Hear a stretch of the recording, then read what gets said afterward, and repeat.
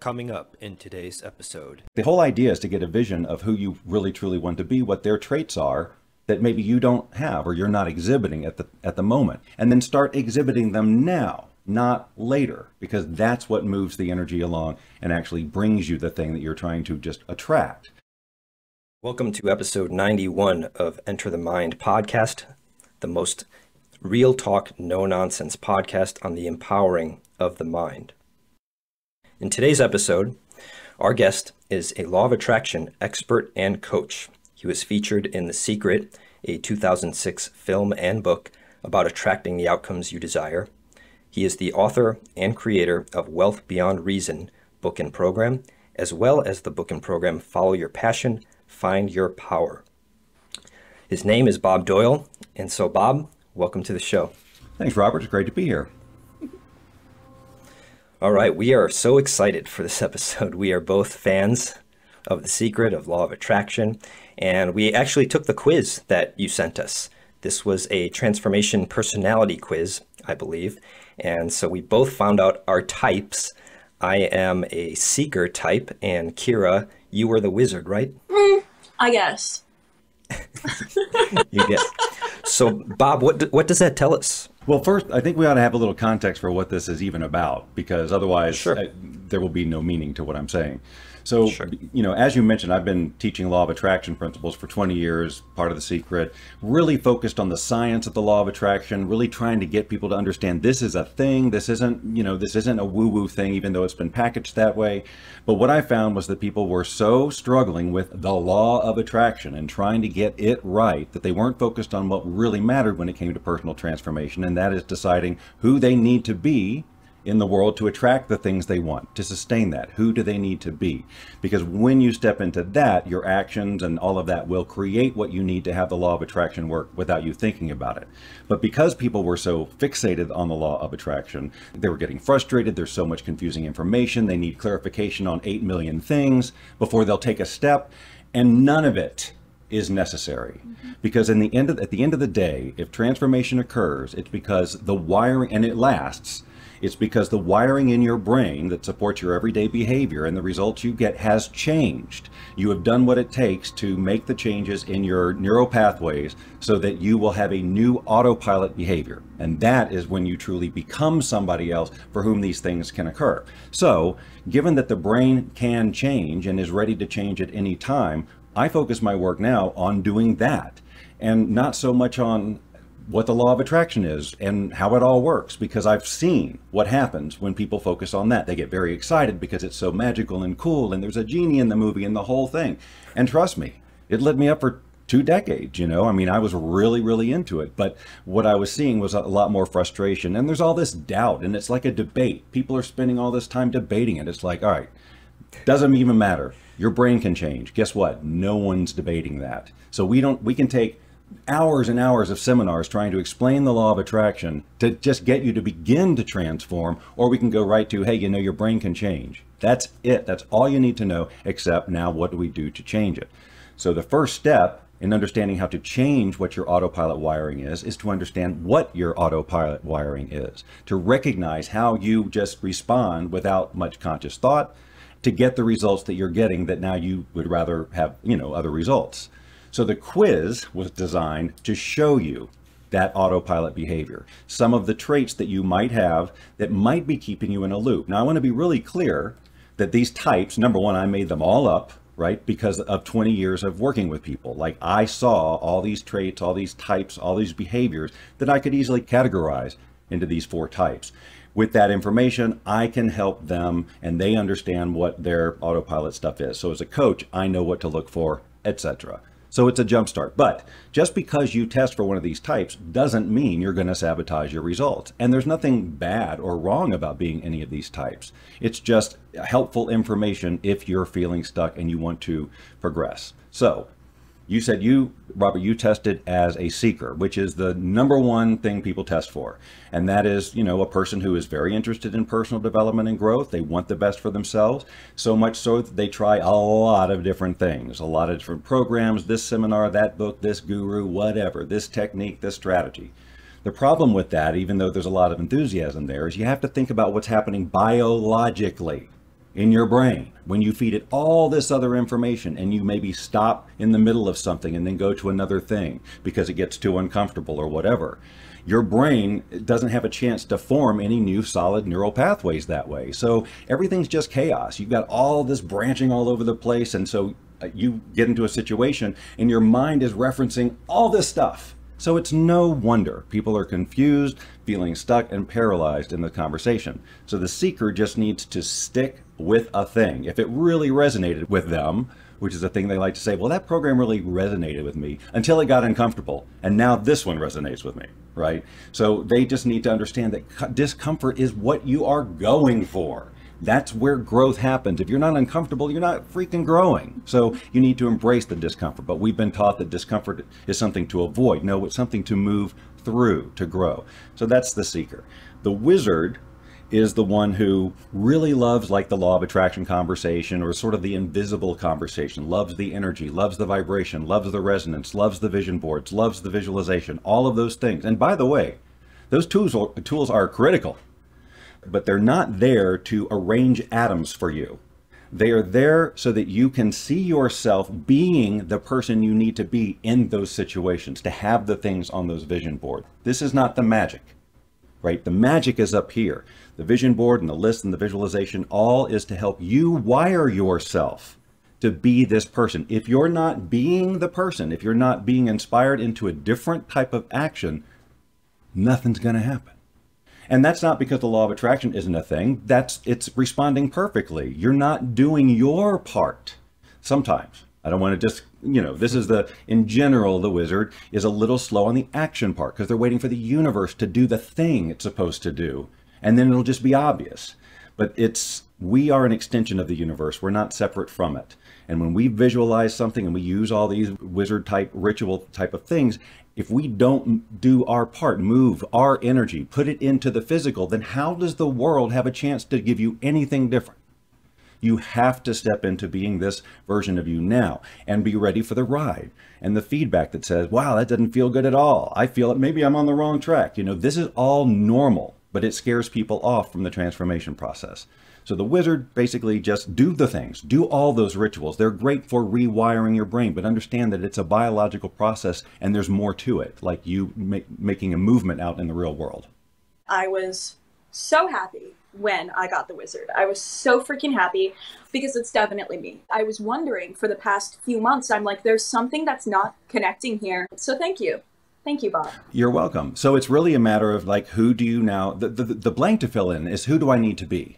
Like that's the visualization. Instead of visualizing all the out there stuff, visualize the in here stuff. Who am I being every day? How do I respond to situations in the most empowering ways that maybe I'm not doing now? When you project, the whole idea is to get a vision of who you really truly want to be, what their traits are that maybe you don't have or you're not exhibiting at the moment, and then start exhibiting them now, not later, because that's what moves the energy along and actually brings you the thing that you're trying to just attract. But it comes from the action you take. Would this example count? Because yesterday I tried this. I was walking through the hallway at work and I thought to myself, okay, if I had $1 million in the bank right now, how would I walk? Would I walk faster, slower, taller, shorter? Is that it? Wow, man, that's great. Yes. Physical, being physical, embody the person. They stand different than you. They sit different than you. They walk different than you. I can almost guarantee it. There's a different physicality that you're going to embody when you're that person. Like when you said, like when you're not carrying the weight of the world anymore, when you feel like you're on path and on purpose, your body will just change. And so, yes, embody that now. That will absolutely help. That's an astounding observation that really makes a difference.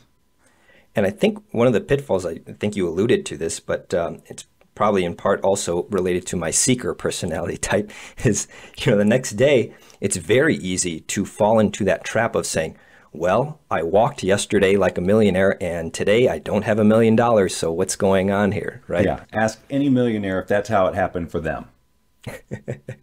They all took a journey. All these people you're aspiring to be or be like, or who inspire you in some way or the other, they took a journey. They didn't make a vision board and wake up with it the next day. Maybe they made a vision board, but then they went out in the world and they were that person who had that stuff. And they got negative results, they got positive results, but they just kept going. Because here's the thing, all we're doing is learning a new thing. Just like we learn anything, whether it's Spanish or a recipe or learning to walk.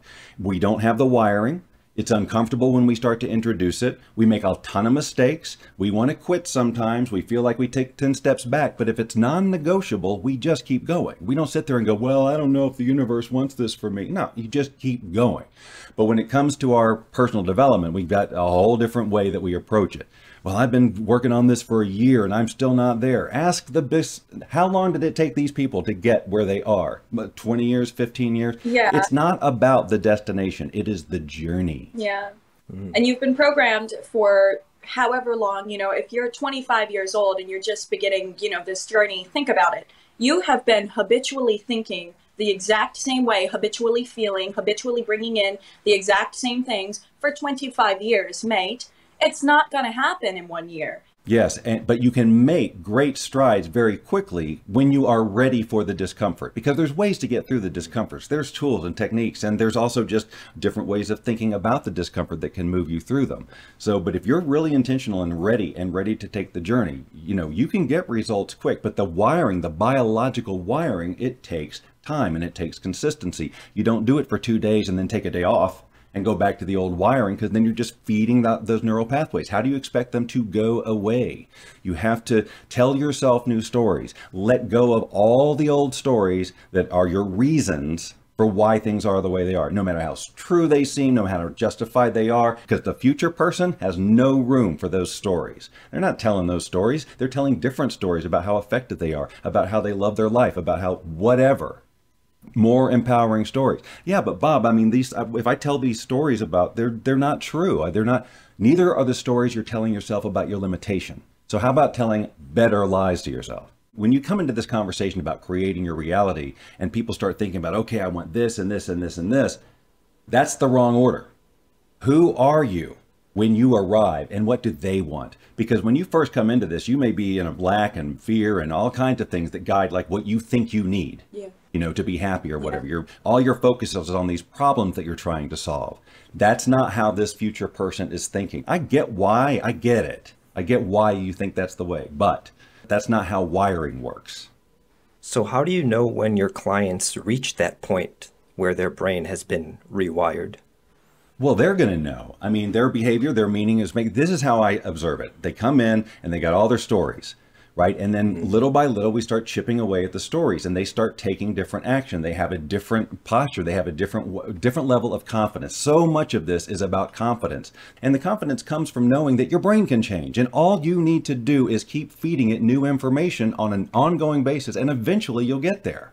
If you're a human, this works. That's the whole thing. If you're a human being, then the biology is the freaking biology. But it is up to you to determine what is going in there on a consistent basis. And the problem with self-help is because once a person reaches the limits of their wiring, which everyone does, no matter how enlightened they are, no matter how intelligent, doesn't matter. At some point, you're going to reach where you're at. That's it.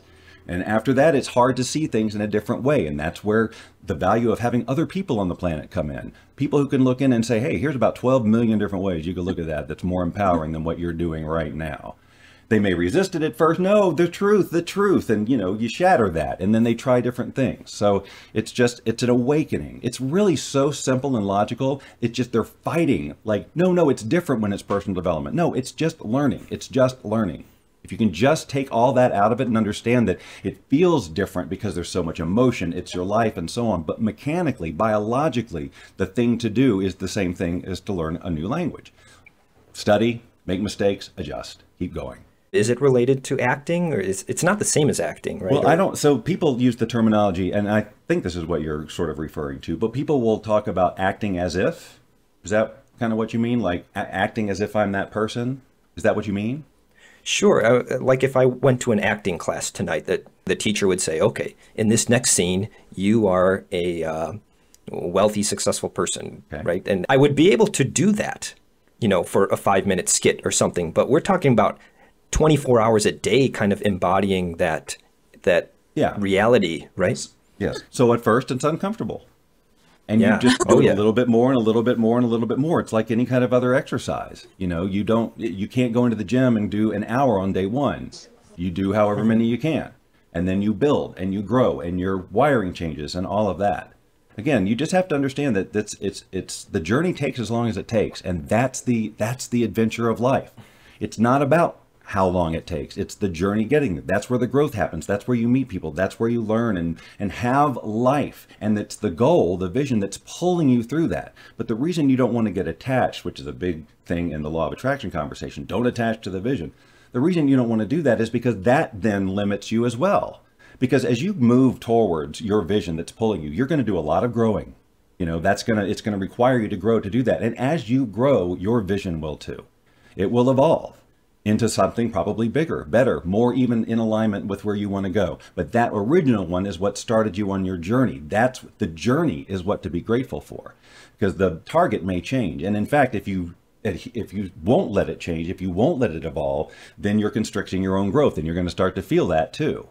So it's like if you can focus on being present in the journey and the value that the journey has for you, instead of being attached to the goal, but let the goal inspire you and move you through, it's going to feel much better all along the way. Can you tell us how you initially got involved? Like when you came out of the womb, you know, were you like manifestation, you know, oh my or God, no. Like when did it start for you? That very initial.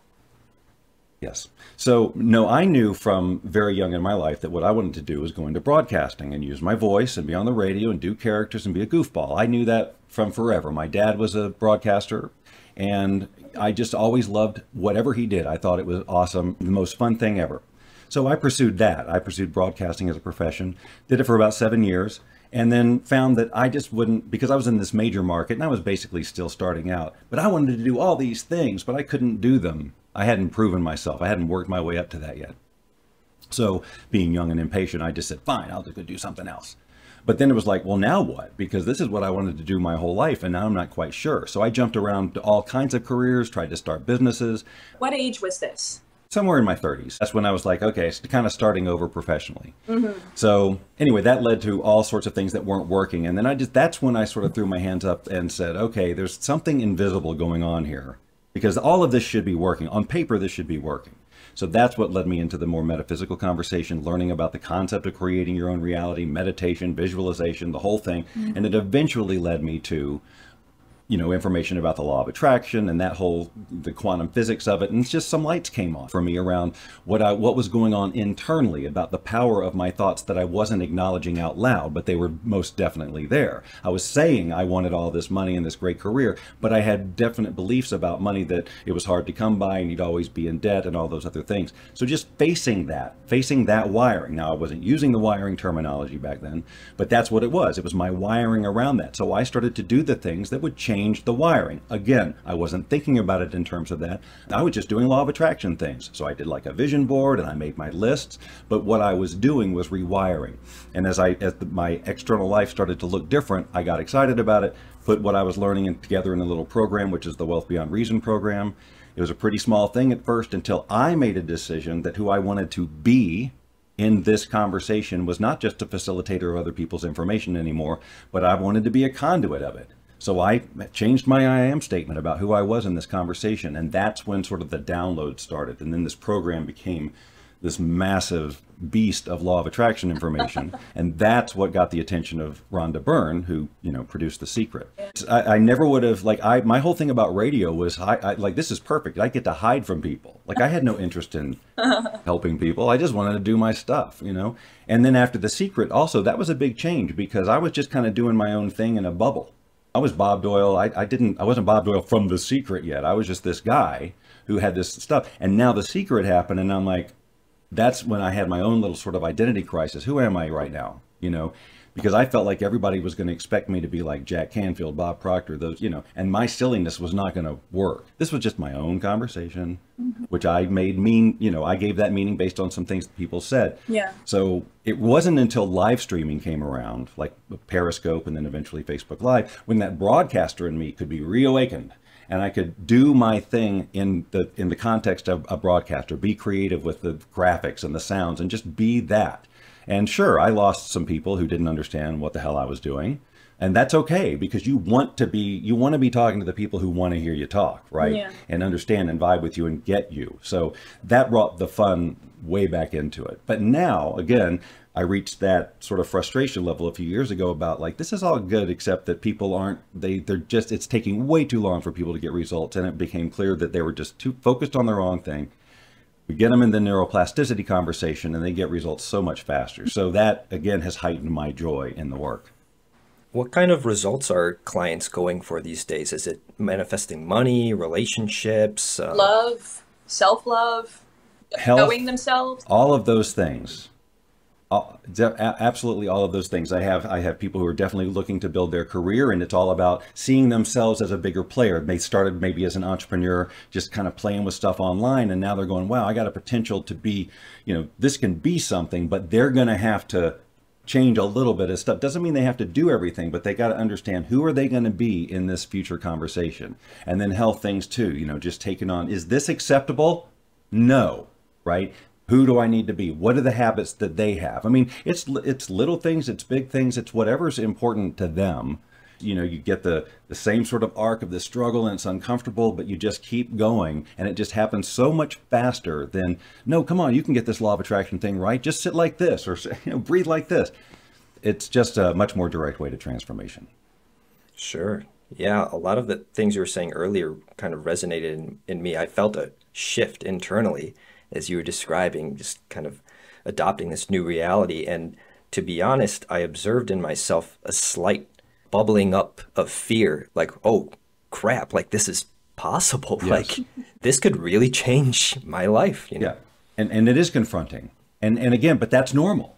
That's normal. And a lot of people let that fear stop them, but it's actually the indicator that there's change to be made. I mean, that fear, you wouldn't have it if it didn't mean something to you.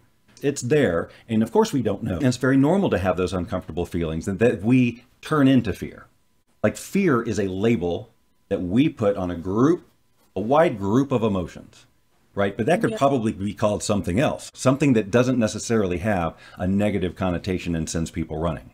It's a calling to be something bigger, which feels like that. It's like, oh, I don't know, but that's normal. Right. Well, I guess that speaks back to the discomfort you were talking about. That discomfort, something else that really hit me is that just as we are taught to do math, like just as we are taught how to ride a bike, we were literally taught that being uncomfortable and being a little scared is just like something to like run away and complete like, but like we've been literally, it's just something that you've been taught. What if all of Earth's humans learned to move towards uncomfortability, then we would be like a whole new, completely different species with a whole new, different way of thinking. Right, because see, not everybody avoids it. The people who are achieving out there, they embrace it. So it's proof that you can have the fear and do it anyway, right? That's very cliche, but that is how you grow. Yeah. Something that I love to know about people who are very successful, such as yourself. Do you feel like you know who you are at a soul level, at a spirit level? Here's what I know about me. I am a creative. I must be creating, whether it's through music or whether it's through broadcasting or whatever. And I've got a lot of creative outlets. That's the essence of me. How that shows up changes throughout it has always changed throughout the course of my life. So who I am is a creator, a creative being. But how that shows up, as a musician or whether it's an artist or whether it's a speaker or a coach or whatever it is, changes. So I'm clear on who I am. I'm a creator. And we all are here to create. But I am really a champion for creative self-expression because I believe deep in my heart that is the inability for people to do that is the root of most of our problems. Health and the state of affairs and everything. People not feeling safe to be who they want to be, to live their dream, to find their happiness. So they adjust and they compromise and it builds anger and resentment and jealousy and the whole thing. And now we have a planet of, that kind of stuff. The best thing you can do for yourself is to honor that is in you, that is calling you through. Have you ever gone into past lives? Have you ever gone into like Akashic records and things like that to see who you were in other lives or to see if you're a new soul or an old soul? So back in the day, early in my journey, when I was exploring, weren't things working? I looked into all of that stuff, but back then my brain was just not ready for any of it. I remember I went to a whole thing about the Akashic records. Because that to me was like, oh my God, that's so cool. But it just, those types of things, I just never had any sort of real touch experience with. I can't speak from experience on it, past lives. Again, I have no personal experience or evidence or showing me anything. So I'm focused on my present, and regardless of what I may or may not have brought with me, it may explain why I have some, you know, some behavior that is in there, but it doesn't dictate whether or not I can change it. So all I need to recognize is this is a behavior that I would like to change or modify wherever it came from. And it's just focus on that. Because I think a lot of times, and I'm not saying this is true for everybody, but it's like the law of attraction. We get so fascinated with looking back and the reasons that we get kind of stuck there. And it justifies our behaviors that we may continue. Well, because I had this past life of whatever, this is just who I am. Right? You get to change that. You're a human with a human brain. It needs to be helpful to you. Yeah. The information, if it rubs you the wrong way, you don't have to embody it. It doesn't have to change, you know, what you do from here. It can add some really cool insight like, oh yeah, that's interesting. You know, I get it now, but now it's about going forward and letting go of that story, because we all get to do that. Yes, yes, because it's like if, you know, if you find out that in a past life you were like a pauper, extremely poor, living on the streets, you know, and you're like, oh, well, that must be why I'm poor today. No? Right. Maybe that it should be why it inspires you, right? That happened that should be a launching point to become not a pauper. Yes. Yeah. Right. Yeah. Like next time I'm going to get it right. Yeah. Otherwise, the story would hold you back. Yeah, I'm telling you, these stories, they're insidious, and we tell them to ourselves, we tell them to our friends, we tell them to our family, we tell them to our coworkers, we tell them to our boss, we tell them to our doctors. Tell them. Well, just so you know. Okay, I know. Stop telling the story. Like whenever anybody comes to me as a coach, they get to tell a story once.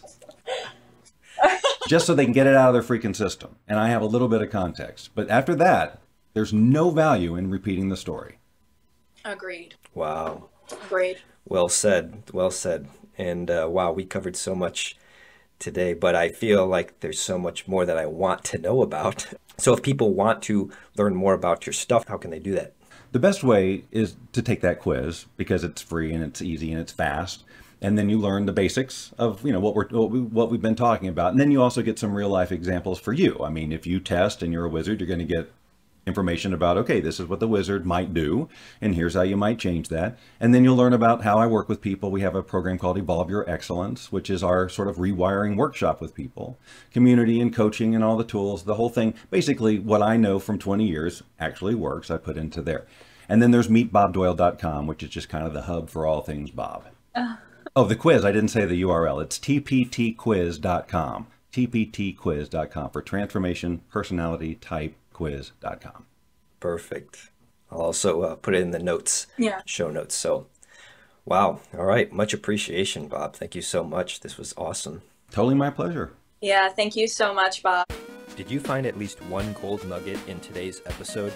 Then please like and subscribe and share it with a friend. And finally, if you're looking for a community of like-minded people, join our free Facebook group at facebook.com/groups/enterthemind.